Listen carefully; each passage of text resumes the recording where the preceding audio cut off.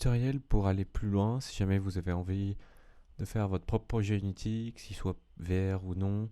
Ici, là, je vais revenir sur les étapes que j'ai fait pour créer de zéro mon projet Unity. Je clique sur New dans Unity Hub 3D. Me voilà dans la même fenêtre projet. Je crée par exemple un plan pour avoir une idée de où est le sol.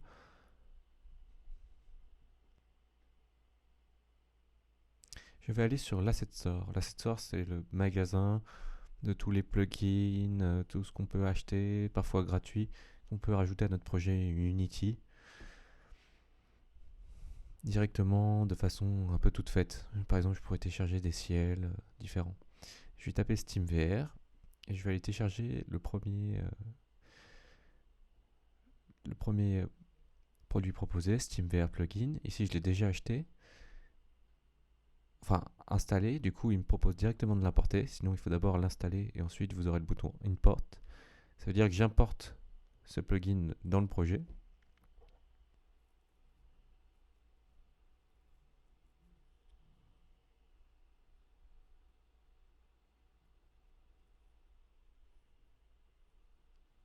Je clique sur accepter tout.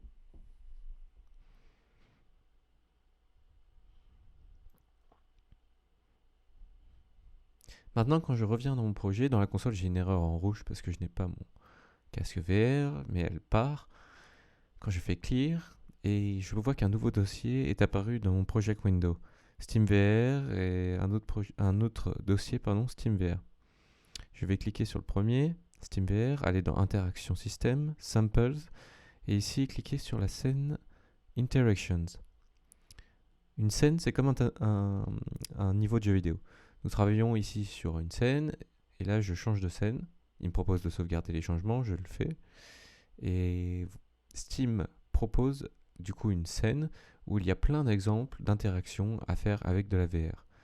Que ce soit créer un curseur qui avec la manette va permettre de jouer une animation. Différents types de boutons, un arc. Et du coup je vais copier-coller en fait les interactions qui m'intéressent. Par exemple, je veux copier-coller le fait d'avoir un joueur qui, lorsque j'appuie sur play, est le joueur qui porte le casque. Ça m'intéresse de pouvoir utiliser la téléportation. Du coup, je vais regarder sur cette scène comment ils ont fait la téléportation. Je vois qu'il y a des objets qui s'appellent teleport area. Pour les copier-coller, je crée dans ma project window un petit dossier que j'appelle ici prefab. Prefab, c'est le nom des objets qu'on copie-colle comme ça dans Unity. Et je les glisse-dépose en fait tout simplement dans ma project window. Il me demande si je veux créer un préfab ou une variante de ce préfab. Je peux cliquer sur n'importe lesquels, c'est pas très important. Je prends le player pour avoir un joueur. Je vais prendre tout ce qui a trait à la téléportation. À savoir qu'ici, c'est pas forcément de 3D, ça peut être des scripts informatiques qui vont permettre de faire marcher la téléportation. Je prends une téléportation. Là, ici, j'ai pris un point de téléportation.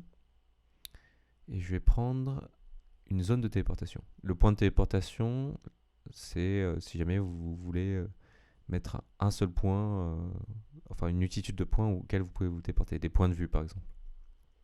Alors que la teleport area, ça va être la possibilité de se téléporter dans une zone donnée, tout un cube. Maintenant, je vais retourner sur ma scène à moi, qui s'appelait un certain nom, je la renomme pour m'en souvenir.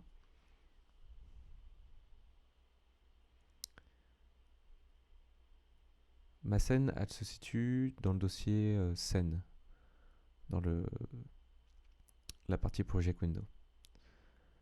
Maintenant, je vais pouvoir glisser-déposer les éléments que j'ai récupérés de la scène de Steam, du plugin SteamVR, comme la zone de téléportation, etc.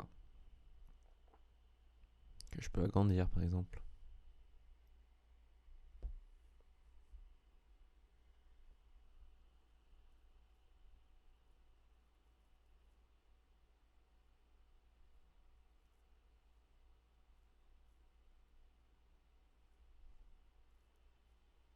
Si j'appuie sur play, la VR se lance. Là, je n'ai pas de casque, du coup, on ne peut pas s'en rendre compte. Mais voilà, ici, j'ai maintenant un joueur qui a les manettes branchées, etc. Il pourra se téléporter dans une zone.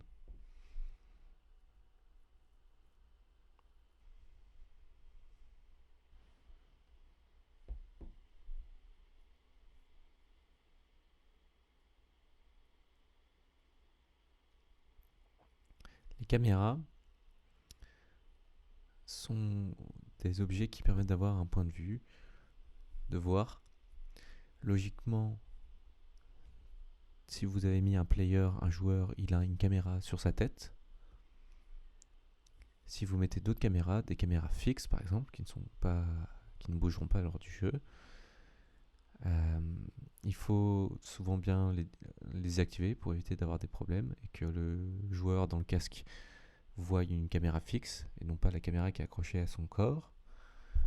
Si je crée une caméra, je peux choisir sur quel écran elle affiche. Ici, là, je viens de mettre Display 2. Du coup, si je vais dans Game et que j'affiche Display 2, je vais voir ce que cette caméra voit. Display, c'est écran. Si par exemple j'avais un ordinateur portable et un écran relié à celui-ci, j'aurais deux displays et du coup j'aurais display 1 l'écran de l'ordinateur, display 2 l'écran qui est relié par un câble HDMI.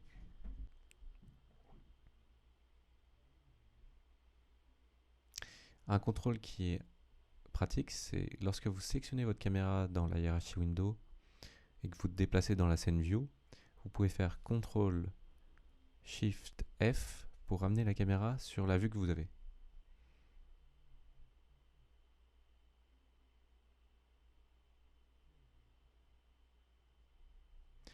C'est beaucoup plus pratique que bouger la caméra.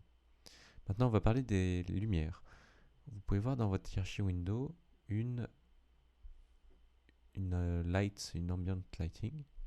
Vous avez aussi à côté de l'inspecteur, de la fenêtre inspecteur à droite, un petit onglet lighting qui, s'il n'est pas affiché, vous pouvez l'afficher dans Windows en haut à gauche. Et c'est avec ça que vous allez gérer les lumières. Pour en créer, vous faites clic droit et là, dans l'onglet Light, vous avez plusieurs lampes disponibles, par exemple les Point Light. Il faut éviter d'avoir plusieurs sources lumineuses parce que ça va faire laguer tout simplement le jeu. Après, les lumières, c'est assez complexe dans Unity. Il y a des lumières en temps réel, c'est celles qui vont par exemple être une lampe torche du joueur, qui vont pouvoir éclairer des objets, d'autres non. Il y a des lumières qui sont calculées, qui ne sont pas en temps réel, qui vont être moins consommées de performance pour l'ordinateur, mais qu'il faut régler du coup en amont et qui ne pourront pas bouger. Ensuite là on peut voir que je n'ai pas d'ombre. Pour créer des ombres, il faut que je clique sur ma lampe sur un réglage d'ombre, soft shadow ou hard shadow que je viens de régler. Et là maintenant on peut voir que j'ai une ombre. Il faut aussi que sur l'objet, il y ait la case, mais qui est qui est cochée automatiquement, la case Receive Shadow qui est cochée.